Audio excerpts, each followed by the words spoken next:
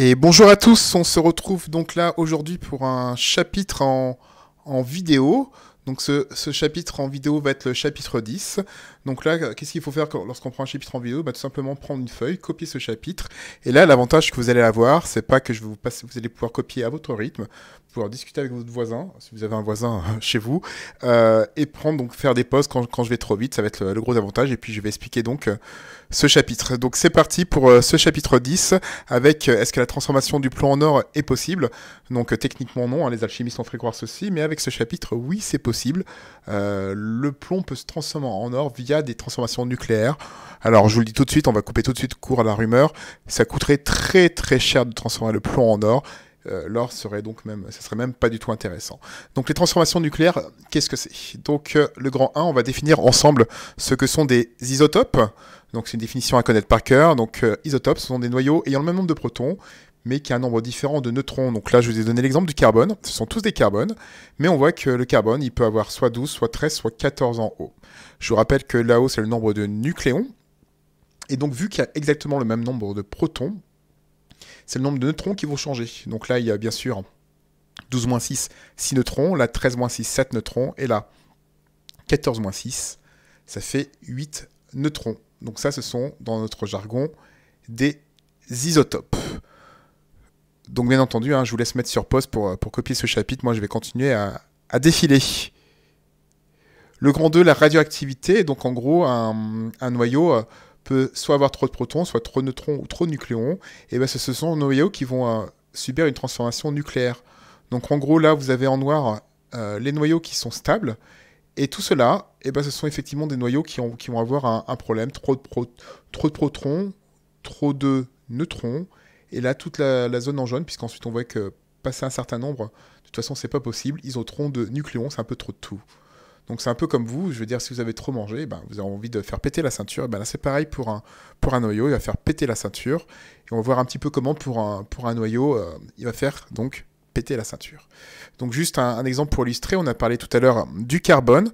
Donc le carbone, sa forme stable, c'est le carbone 12 dans notre jargon, donc qui a 6 protons et 6 neutrons. Et donc l'isotope, lui, il a 8 neutrons. Donc lui, il a 2 neutrons de plus que la normale.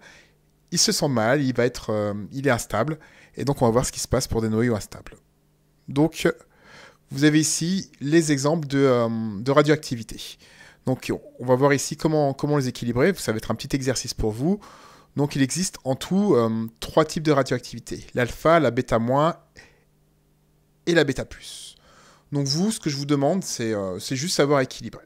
Qu'est-ce que ça veut dire savoir équilibrer? Ça veut dire que des fois, je vais vous cacher des nombres, en haut et en bas. Il va falloir les compléter. Donc là, ce qu'on va faire, c'est que vous allez essayer de faire de vous-même l'exercice, d'accord? Et puis, vous mettez sur pause, et puis au fur et à mesure, je vais dévoiler les réponses. Donc par exemple, ici, le polonium, PO, avec 84 et 213, va se transformer en plomb, dont il faut trouver les nombres du bas et du haut, donc numéro atomique et nombre de masse, plus de l'hélium. Donc comment on va faire? En fait, il faut que ce soit bon pour une addition. C'est-à-dire qu'il faut qu'il y ait, s'il y a 84 en bas à gauche, il faut que la somme des deux, ici, soit 84. Il faut également qu'en haut, la somme des deux soit aussi 213.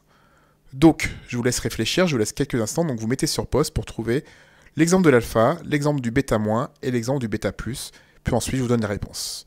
Donc c'est parti, je vous laisse mettre en pause, et ensuite je donne les réponses. Donc à partir de maintenant, si vous remettez la vidéo, ça veut dire que vous avez répondu aux questions. Donc attention, je répète, ne continuez pas la vidéo tant que vous n'avez pas répondu aux questions. Toutefois, si vous n'avez pas compris, vous regardez le premier, puis vous remettez une pause pour vous laisser une chance pour trouver les deux autres. Donc c'est parti pour trouver. Donc ici, il faut que ça fasse 84 et 213. Donc là, il est évident que c'était 209 qu'il fallait mettre, puisque 4 plus 209, ça fait 213. Pour le suivant, il fallait mettre 82. Donc si vous voulez une chance pour les deux autres, mettez en pause de nouveau, parce que maintenant, je vais donner les deux autres réponses. Donc c'est parti, je donne les deux autres réponses. Donc là, il fallait mettre 209, et là, on voit qu'on a 0. Donc le nombre du haut, c'est tout simple, c'est 209, il ne change pas. Là, on a un petit moins 1, donc la subtilité, ça veut dire que ce nombre-là, moins 1, ça fait 82. Donc là, il fallait penser à mettre 83. 83 moins 1, ça fait en effet 82. Enfin, dernière chose, on voit une bêta+, donc ça délivre un positon ou un positron en anglais. Donc en fait, pour la petite histoire, il s'agit de l'antimatière. Oui, ça existe l'antimatière. Il s'agit d'un anti-électron. Donc là aussi, c'est facile, puisque là, on a 0, donc on va avoir également 205. Et là, tout en bas, vu qu'on a 1, il faut proposer 81. Voilà, vous voyez que c'est pas du tout compliqué, il suffit de savoir faire des additions pour pouvoir équilibrer ce genre de choses. Je passe à la suivante. Quelles sont les applications? Il faut savoir qu'il y a d'autres choses qui existent en dehors de ces désintégrations. C'est qu'il y a des choses qui sont possibles, c'est les réactions de fusion. Donc en gros, qu'est-ce que c'est une réaction de fusion? Une réaction de fusion, c'est quand il y a des petits noyaux qui fusionnent pour former un noyau qui sont plus gros. Et ça, c'est super, mais super important, puisque la réaction de fusion, c'est ça qui permet au Soleil de produire, et à toutes les étoiles, de produire de l'énergie. Il faut savoir que la fusion, nous, on ne sait pas la faire, on ne sait pas la contrôler. C'est-à-dire que si on commence une fusion, c'est limite une bombe, pataboum, ça explose. Mais là, on voit bien qu'on part de 2 noyaux avec un numéro atomique qui est très petit pour faire un numéro atomique plus élevé. Et ça, ce genre de réaction, ça libère énormément d'énergie. Donc vous, dans votre programme, vous êtes censé reconnaître à quoi ressemble une réaction de fusion. À quoi ressemble une réaction de fusion? Vous avez en fait 2 petits noyaux qui en forment un plus gros. L'autre application, ce qu'on sait faire nous, c'est qu'il y a autre chose qui libère de l'énergie, ce sont les réactions de fission. Donc cette fois-ci, c'est l'inverse. Les réactions de fission, c'est qu'on part d'un gros noyau et il va se désintégrer en des noyaux beaucoup plus légers. Donc vous aussi, vous devez reconnaître ce que c'est une réaction de fission. Donc je répète, on part d'un gros noyau, on va lui mettre un petit neutron là pour le rendre instable. Donc en général, une réaction de fission, on va la reconnaître un neutron plus un noyau lourd. Donc pouf, on envoie le neutron. Le noyau, lui, donc d'uranium, c'est le U ici, se sent pas bien. Et paf, il va se scinder en 2 noyaux plus légers. Il va libérer d'autres neutrons qui, eux, à leur tour, vont réagir avec l'uranium. Donc, ce qui fait un peu une sorte de réaction en chaîne. Et ça, c'est super important, ces réactions de fission, parce que c'est ça qui permet de produire de l'électricité, comme c'est écrit plus haut.